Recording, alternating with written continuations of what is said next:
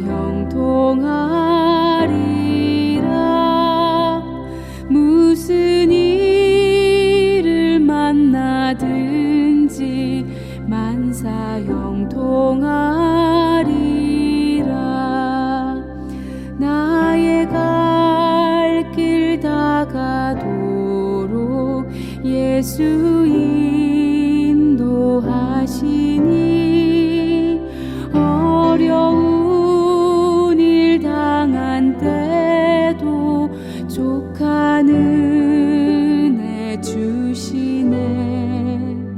나는 심히 고단하고 영혼 매우 가라나, 나의 앞에 반석에서 샘물 나게 하시네.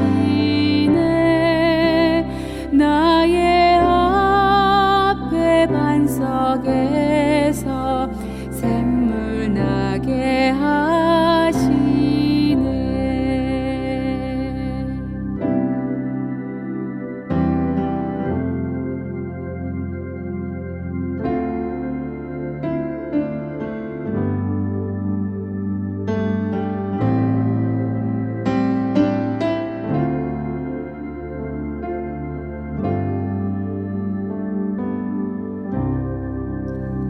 나의 갈 길 다가도록 예수 인도하시니, 그의 사랑 어찌 큰지 말로 할 수 없도다. 성령 감화 받은 영혼 하늘 날아갈 때에 영영 부를 나의 찬송 예수 인도하셨네. 영영 부를 나의 찬송 예수 인도하셨네. 영영 부를 나의 찬송 예수 인도하셨네.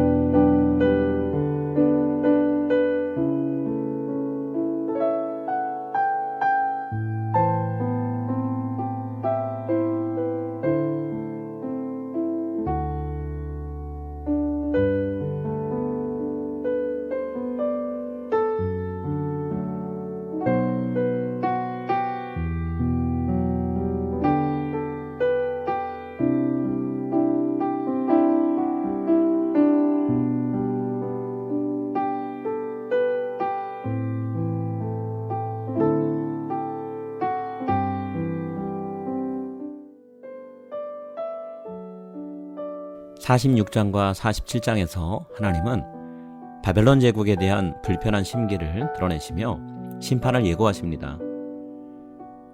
그런데 오늘 본문인 48장에서 하나님이 이스라엘 백성들을 향해서도 크게 다르지 않은 말씀을 하고 계세요. 이스라엘과 바벨론이 현실적으로 별반 다를 바 없다라는 뜻이겠죠. 1절에서 하나님이 이렇게 고발하십니다. 야곱의 집이여 이를 들을지어다.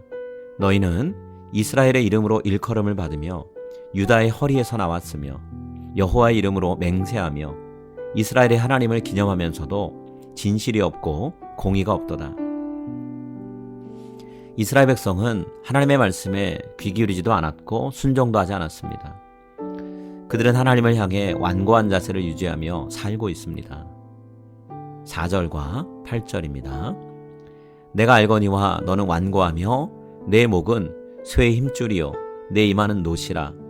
내가 과연 듣지도 못하였고 알지도 못하였으며 내 귀가 옛적부터 열리지 못하였나니 이는 내가 정녕 배신하여 모태에서부터 내가 배역한 자라 불린 줄을 내가 알았음이라. 여러분, 이스라엘 백성들은 하나님께 자신들이 바라는 바를 요구할 줄은 알았지만 하나님이 그들에게 바라시는 바를 순종할 줄은 몰랐습니다. 이런 이스라엘 백성들을 하나님이 어떻게 다루셔야 할까요? 저들의 잘못을 정면 도전하며 깨우쳐 주셔서 바른 길로 인도해 주셔야 합니다. 이스라엘 백성들이 그동안 보인 행동을 생각하면 저들 모두 심판을 받고 멸망해야 마땅하죠. 하지만 하나님은 여전히 그들을 향한 자비를 거두지 않으십니다. 하나님은 공의의 하나님이실 뿐만 아니라 사랑의 하나님이시기 때문이죠. 그 이름을 위해 하나님은 노하기를 더디하십니다. 또한 자신이 선택한 백성을 포기함으로 인해 그분의 영광을 손상시키지 않으려고 하십니다. 그 대신 하나님은 이스라엘 백성들을 고난이라는 풀무불 속에 넣어서 단련시키고 정금 같은 존재들이 되게 하고자 하십니다. 9절, 10절 말씀입니다. 내 이름을 위하여 내가 노하기를 더디할 것이며 내 영광을 위하여 내가 참고 너를 멸절하지 아니하리라.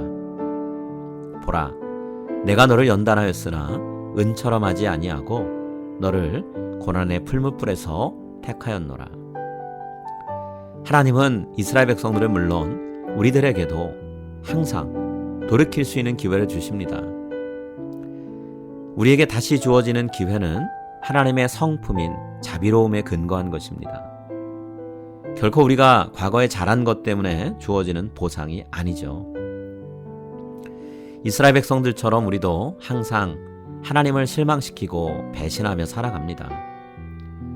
스스로 배신의 상처를 떠안으시며 다시 한번 우리를 사랑으로 감싸주시는 하나님께 우리가 무엇으로 보답을 할 수 있을까요?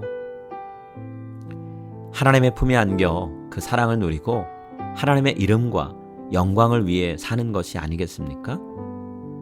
고난 중에도 은혜를 잊지 않으시는 하나님을 진정으로 사랑하는 여러분이 되시기를 축원합니다.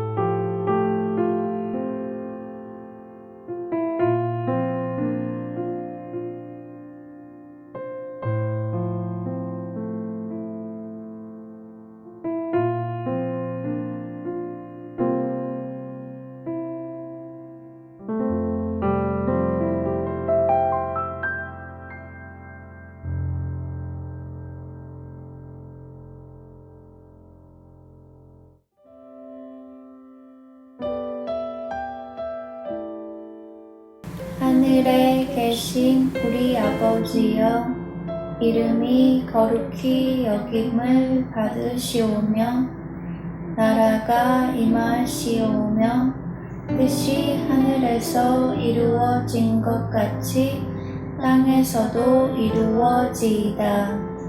오늘 우리에게 일용할 양식을 주시옵고 우리가 우리에게 죄 지은 자를 사하여 준 것 같이 우리 죄를 사하여 주시옵고 우리를 시험에 들게 하지 마시옵고 다만 악에서 구하시옵소서.